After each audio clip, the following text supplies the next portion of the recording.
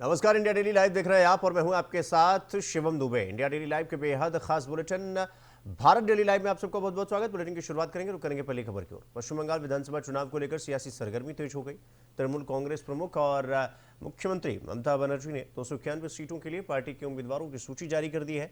इस सूची के साथ ही राज्य में चुनावी मुकाबले की तस्वीर साफ होने लग गई है। ममता बनर्जी ने कोलकाता के कालीघाट स्थित अपने आवास से उम्मीदवारों के नामों की घोषणा की और कहा कि पार्टी इस बार भी जीत की परंपरा को बनाए रखने के लिए पूरी ताकत से चुनाव मैदान में उतरेगी।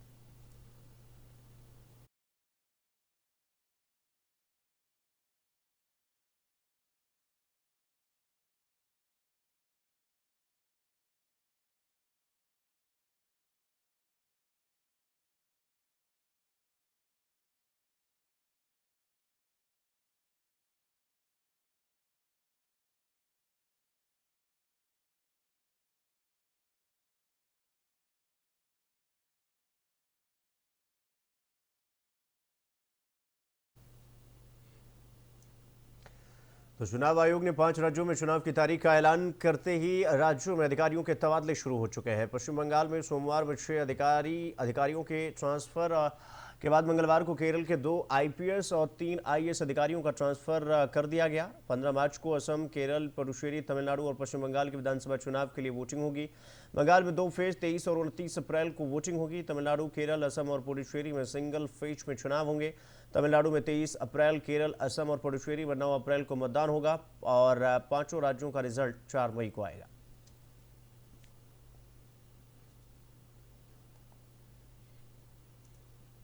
उत्तर प्रदेश के डिप्टी सीएम और स्वास्थ्य मंत्री ब्रजेश पाठक सीतापुर पहुंचे, जहां उन्होंने सिधौली सामुदायिक स्वास्थ्य केंद्र का औचक निरीक्षण किया। निरीक्षण के दौरान डिप्टी सीएम ने अस्पताल की व्यवस्थाओं का जायजा लिया और वहां भर्ती मरीजों से बातचीत कर उनका हालचाल जाना।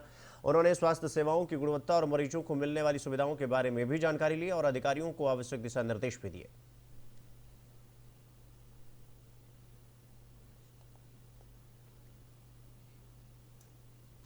तो अगली खबर बरेली से है, जहां पर सास और साली की हत्या करने वाले आरोपी दामाद अफसर उर्फ बोरा को पुलिस ने एनकाउंटर में ढेर कर दिया है। एसएसपी अनुराग आर्य के मुताबिक मुखबिर की सूचना पर आरोपी की घेराबंदी की गई। खुद को घेरा देखकर उसने टीम पर फायरिंग कर दी और जवाबी कार्रवाई में आरोपी के सीने में 2 गोली लगी। उसे जिला अस्पताल ले जाया गया, लेकिन रास्ते में उसकी मौत हो गई। आपको बता दें कि आरोपी ने सोमवार को बरी पंचायत में सास और साली की चाकू से गोदकर हत्या कर दी थी। बचाने आई पत्नी पर भी जानलेवा हमला किया गया। उसके बाद वो वहां से फरार हो गया। उसकी तलाश में 5 टीमें गठित की गई थी।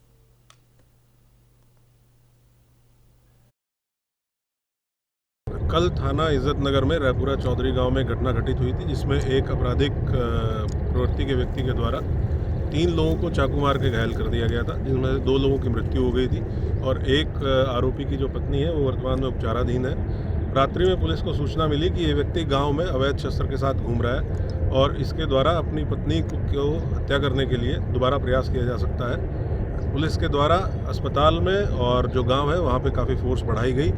पुलिस की जो 3 टीमें इसकी तलाश में लगी थी, उनके द्वारा लगातार इसको ढूंढा जा रहा था। आज सुबह लगभग 5:45 बजे के आसपास पुलिस टीम ने इसके साथ एंगेज किया। इसको अरेस्ट करने का प्रयास किया गया। इसके द्वारा पुलिस टीम पे लगातार फायर किया गया। काफ़ी भारी मात्रा में इसके द्वारा पुलिस टीम के ऊपर फायर किया गया। पर्याप्त चेतावनी के बाद पुलिस टीम ने आत्मरक्षार्थ फायरिंग की, कंट्रोल्ड फायरिंग की, जिसमें इसको गोली लगी। यहाँ से इसको उपचार के लिए जिला अस्पताल भेजा गया, जहाँ इसकी मृत्यु हो गई। तो गाजियाबाद के लोनी बलराम नगर में बैंक मैनेजर की गोली मारकर हत्या कर दी गई। घटना पंजाब एंड सिंध बैंक में हुई, जहां 36 वर्षीय मैनेजर अभिषेक को बैंक गार्ड रविंदर ने गोली मार दी। घायल अवस्था में अभिषेक को अस्पताल ले जाया गया, लेकिन डॉक्टरों ने उसे मृत घोषित कर दिया। आरोपी गार्ड घटना के बाद फरार हो गया। पुलिस ने मौके पर पहुंचकर जांच शुरू कर दी और आसपास के लगे सीसीटीवी फुटेज खंगालकर आरोपी की तलाश में लगातार दबिश दे रही है। ये पंजाब सिंध बैंक में एक दोपहर में सूचना आई थी थाना लोनी बॉर्डर में, यहाँ के मैनेजर अभिषेक को इसी बैंक के गार्ड रविंदर ने गोली मार दी है। इन्हें उपचार के लिए अस्पताल ले जाया गया है। अभी सूचना आई है कि उनका उपचार के दौरान मृत्यु हो गई है और गार्ड को पकड़ने के लिए हमारी टीम गठित की गई है और शीघ्र उसकी गिरफ्तारी कर ली जाएगी और पूछताछ उससे करने की। तो गुजरात के राजकोट में जसदान की गेवांशा सोसाइटी में एक रिक्शा चालक ने मामूली सी बात पर मासूम बच्चे पर बेरहमी से हमला कर दिया। बताया जा रहा है कि खेलते समय बच्चे से अनजाने में रिक्शे में पेशाब हो गया था और जिससे गुस्साए रिक्शा चालक महबूब मकवाना ने अपने अपना आपा खो दिया और बच्चे के पेट, सीने, हाथ और सिर पर लगातार वार किए। गंभीर रूप से घायल बच्चे को तुरंत जसदन के सरकारी अस्पताल में भर्ती करवाया गया और घटना की जानकारी मिलते ही पुलिस मौके पर पहुंची और पूरे मामले की जांच पड़ताल शुरू कर दी गई।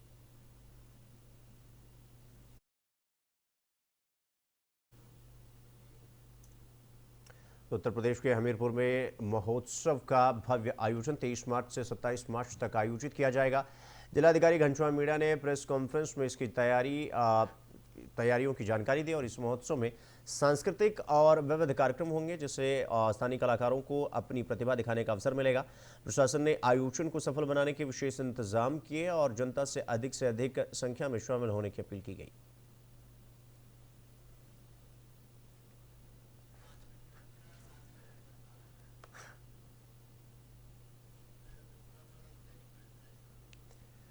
तो हमीरपुर महोत्सव 23 से 27 मार्च तक का आयोजन किया गया है, जिसको लेकर घनश्याम मीणा जिलाधिकारी ने पूरी तैयारियों की समीक्षा कर ली है। आपको बता देंगे हमीरपुर महोत्सव 23 से 27 मार्च तक आयोजन होगा और इसको लेकर जिलाधिकारी लगातार बैठक कर रहे हैं तैयारियों को लेकर के और तमाम सुरक्षा की दृष्टिकोण से भी अधिकारी पूरी तरीके से मेले में किसी प्रकार का व्यवधान ना पैदा हो, मेले में किसी प्रकार की समस्या ना उत्पन्न हो। इस वजह से ये तमाम मीटिंग की गई अधिकारी की तरफ से और इसमें जानकारी भी दी जिलाधिकारी घनश्याम मीणा ने कि मेले में किसी प्रकार की दिक्कत ना हो। सांस्कृतिक और विविध कार्यक्रमों से ये उत्सव जो है, महोत्सव जो है मनाया जाएगा। स्थानीय कलाकारों को अपनी प्रतिभा दिखाने के लिए, अपनी प्रतिभा प्रस्तुत करने के लिए एक मंच दिया जाएगा और जिसको लेकर तमाम तरह की तैयारी जिलाधिकारी घनश्याम मीणा की तरफ से की जा रही है, जिसको लेकर आज ये बैठक की गई, जिसकी तस्वीर हम आपको लगातार दिखा रहे हैं।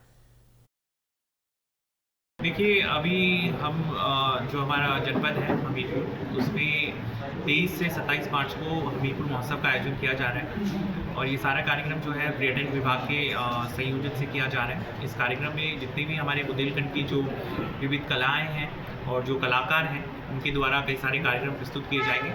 हमारा प्रयास है कि जो भी जनपद के ओडीओपी प्रोडक्ट्स हैं उनको भी हम लोग यहाँ प्रदर्शित करें, साथ ही अन्य जो हमारे उत्तर प्रदेश राज्य के जो ओडीओपी प्रोडक्ट्स हैं उनको भी यहाँ पे हम लोग प्रदर्शित करवाएंगे ताकि लोगों में उनका प्रचार प्रसार किया जाए। साथ ही विभागीय स्टॉल्स भी यहाँ पे लगेंगी ताकि आम जनमानस को जो भी जो लाभार्थी परक योजना है उनसे जोड़ा जा सके। जो भी लाभार्थी हमारे छूटे हैं उनका रजिस्ट्रेशन भी हम लोग करवाएंगे और कुछ विशेष कलाकार को भी हम लोग बुलाएंगे ताकि जो हमारी संस्कृति है उसका अच्छा प्रचार प्रसार हम लोग कर सकें और पूरे कार्यक्रम को भव्य रूप से आयोजित कराया जा सके। सर कितने दिन? तो गुजरात के वापी में महानगर पालिका बनने के बाद पहला और ऐतिहासिक बजट पेश किया गया। प्रशासक के कार्यकाल में पेश किए गए इस बजट में करीब 754 करोड़ रुपए की आय का अनुमान लगाया गया, जबकि 747 करोड़ रुपए के व्यय का प्रावधान रखा गया है। हालांकि इस पहले बजट में कोई बड़ी मेगा परियोजना घोषित नहीं की गई, लेकिन पूरे क्षेत्र के संतुलित विकास पर खास जोर दिया गया। खासतौर पर उन ग्रामीण इलाकों को प्राथमिकता दी गई जिन्हें हाल ही में महानगर पालिका की सीमा में शामिल किया गया। बजट में सड़क, जल निकासी, जलापूर्ति, स्ट्रीट लाइट और गार्डन जैसी बुनियादी सुविधाओं के विकास के लिए विशेष प्रावधान किए गए। तो वापी महानगर पालिका का पहला बजट पेश किया गया, जिसमें जो बेसिक यानी कि जो बुनियादी सुविधा है उसका खास ख्याल रखा गया। खास करके उन इलाकों पर खास तौर पर गौर फरमाया जा रहा है जो अभी महानगर पालिका में जिनको शामिल किया गया। और ये पूरा बजट जो है 747 करोड़ रुपए का है और इसलिए कोई मेगा परियोजना घोषित नहीं की गई, लेकिन जो संतुलित विकास है पूरे क्षेत्र का उस पर खास तौर पर जोर देने का प्रयास किया गया। और उससे भी ज़रूरी बात हुई है कि उन ग्रामीण इलाकों को प्राथमिकता दी जा रही है जिनको पहली दफ़ा इस पूरी महानगर पालिका में शामिल किया गया है। तो बजट में सड़क की बात हो, चाहे जल निकासी की बात हो, जलापूर्ति की बात हो, स्ट्रीट लाइट और गार्डन जैसी जो बुनियादी जो सुविधा है उसके लिए इस पूरे बजट में विशेष प्रावधान किए गए।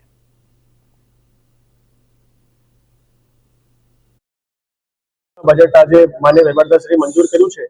એમાં આવતા વર્ષે 754 કરોડની આવકનો અંદાજ અને 747 કરોડના ખર્ચનો અંદાજને માનનીય વહીવટદારશ્રી મંજૂરી આપવામાં આવી છે અને એમાં ખાસ કરીને બાંધકામ વિભાગના રોડના કામો, પાણી પુરવઠા માટે જેટલા આપણે જૂના નગરપાલિકા વિસ્તારમાં અપડેટ अब रुक करेंगे अगली खबर की ओर। राजस्थान के भरतपुर से नगर निगम में भ्रष्टाचार के गंभीर आरोप सामने आए। सुभाष कॉलोनी की एक महिला पिछले 4 साल से अपने घर के गेट पर बनाई गई अवैध दीवार हटवाने के लिए प्रशासन के चक्कर काट रही है, लेकिन अब तो कोई कार्रवाई नहीं की गई। महिला का आरोप है कि दबंग व्यक्ति रामेश्वर ने उसके और उसके पति के अस्पताल में भर्ती होने का फायदा उठाकर दीवार खड़ी कर दी। शिकायत के बावजूद कार्रवाई न होने की वजह से प्रशासन की कार्यशैली पर भी अब सवाल खड़े हो रहे हैं। नगर निगम के एक कर्मचारी संजय सिंह पर भी पैसे लेकर जमीनों पर अवैध कब्जा कराने और मंदिर की जमीन पर होटल निर्माण कराने के आरोप लगे हैं। तो ये तस्वीर हम आपको दिखा रहे हैं, जहां पर महिला का ये कहना है कि प्रशासन उसकी शिकायत को सुन नहीं रहा है,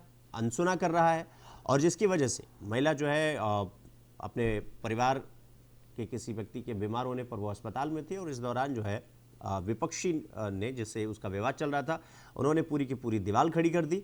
और अब इस पर जो है भ्रष्टाचार के आरोप लग रहे हैं कि भाई ये कैसे हो गया। प्रशासन की मिलीजुली की बात भी सामने आई कि प्रशासन जो है मिला हुआ है, भ्रष्टाचार का आरोप लग रहा है इस पर। और पूरा ये जो मामला है वो एक कर्मचारी संजय सिंह पर पैसे लेकर जो जमीन पर अवैध कब्जा कराने और मंदिर की जमीन पर होटल निर्माण कराने के आरोप भी लगे हैं। इससे यह मामला और सुर्खियों में बना हुआ है।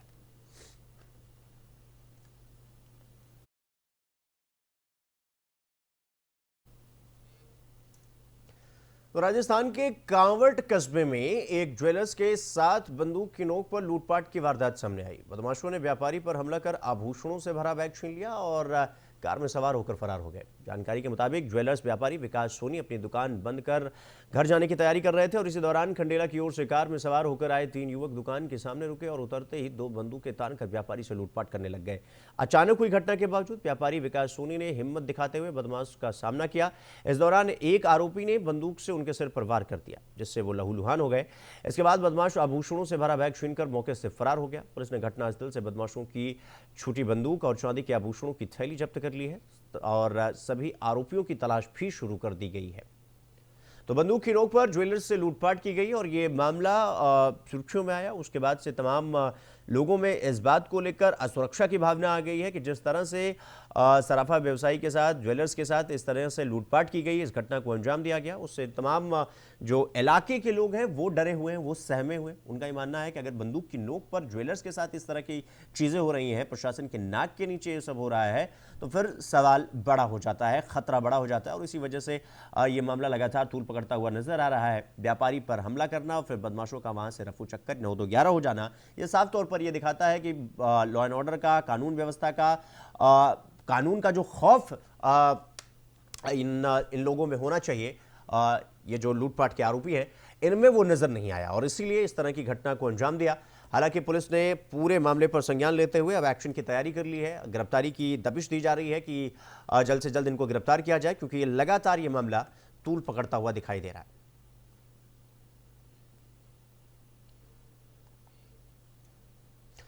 रुक करेंगे अगली खबर की ओर। हनुमानगढ़ में बस और ट्रॉली की भिड़ंत पर 5 लोगों की मौत हो गई और कई यात्री घायल हो गए। हादसा रावतसर के बरमसर गांव के पास हुआ, जहां बस ओवरटेक करते समय सामने से आ रहे ट्रॉले से टकरा गई। टक्कर इतनी तेज यानी इतनी भीषण थी कि बस पूरी तरीके से क्षतिग्रस्त हो गई।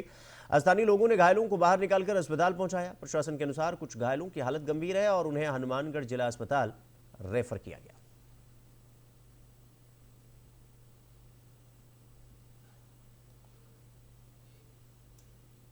रुक करेंगे अगली खबर की ओर। गुजरात के राजकोट में भावेश बनवी हत्याकांड को लेकर तनाव की स्थिति बन गई है। बड़ी संख्या में दलित समुदाय के लोग इकट्ठा होकर न्याय की मांग कर रहे हैं। आक्रोशित लोगों ने भावेश बनवी के शव को सिविल अस्पताल चौक पर लाकर प्रदर्शन किया और आरोपियों की गिरफ्तारी तक शव को घर न ले जाने की चेतावनी दी। इस दौरान लोगों ने जमकर नारेबाजी भी की। हालात को देखते हुए मौके पर भारी पुलिस बल को तैनात किया गया। पुलिस ने मामले में मुख्य आरोपी हमीर जोगराना समेत अन्य आरोपियों की तलाश के लिए 10 अलग अलग टीमें गठित की। अधिकारियों का कहना है कि जल्द ही आरोपियों को गिरफ्तार कर लिया जाएगा।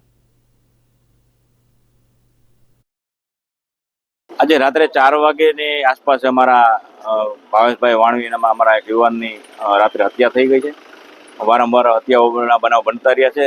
મહિનામાં 5-5, 8-8, 10-10 બનાવ બનતા રહ્યા છે। તે યુપી બિહાર જેવું વાતાવરણ થઈ રહ્યું છે અને જે ભાવેશભાઈને જે માર મારવામાં આવ્યો છે એ અત્યંત ક્રૂરતાપૂર્વક માર મારવામાં આવ્યો છે। આવું કે કઈ બનાવ છે? ગઈ રાત્રે રાજકોટ શહેરના યુનિવર્સિટી પોલીસ સ્ટેશન વિસ્તારમાં એક મારામારીની ઘટના સામે આવેલી, જેની તપાસ કરતા ઈજા પામનાર વ્યક્તિ ભાવેશ વણવી નામના ઈસમને ફરિયાદમાં જણાવ્યા અનુસાર અમીર ભરવાડ અને એના સાથે આવેલા 4 થી 5 ઈસમો દ્વારા માર મારી ઈજાગ્રસ્ત કરવામાં આવેલ અને આ અનુસંધાને ગાંધીગ્રામ પોલીસ સ્ટેશનમાં ફરિયાદ દાખલ કરવામાં આવી છે અને તપાસ ચાલુ છે.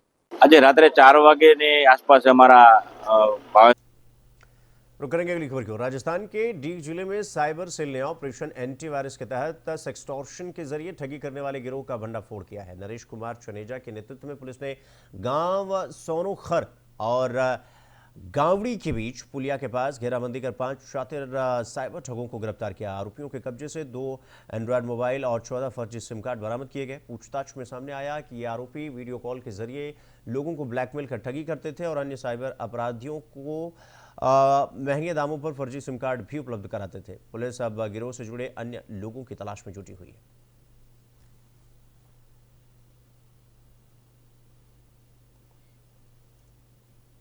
रुक करेंगे अगली खबर की ओर। राजस्थान के हनुमानगढ़ में कांग्रेस सरकार में उपक्षित ये मार्ग अब बीजेपी शासन में भी पूरी तरीके से सुचारू नहीं हो सका। नगर पालिका ने लाखों रुपए का बजट सौंदर्यीकरण के लिए पास किया, लेकिन ठेकेदार की मनमर्जी के चलते काम बहुत धीमी गति से चल रहा है। डिवाइडर पर लगे पत्थर गिरने लग गए हैं और लोहे की जालियां आधी अधूरी हैं। पूर्व विधायक अभिषेक मटोरिया के पिता स्वर्गीय रामचंद्र मटोरिया की स्मृति में बनाए गए इस मार्ग की गुणवत्ता को लेकर नगर पालिका ने ठेकेदार को नोटिस जारी किया है और तय समय में काम पूरा न होने पर कार्रवाई की चेतावनी दी है।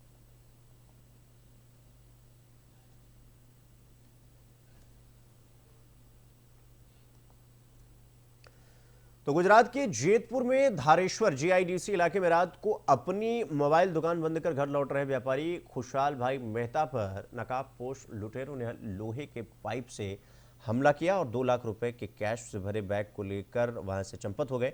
हालांकि व्यापारी की सूझबूझ और हिम्मत से लूट नाकाम रही। पुलिस ने सीसीटीवी फुटेज के आधार पर 2 दिन की कड़ी मेहनत के बाद तीनों आरोपियों मनिंदर सिंह टांग, इम्तियाज अंसारी और शब्बीर अंसारी को गिरफ्तार किया। आरोपियों के कब्जे से लूट में इस्तेमाल मोटरसाइकिल, मोबाइल और 71,000 रुपए भी जब्त किए गए। पुलिस ने आगे की कानूनी कार्रवाई शुरू कर दी है।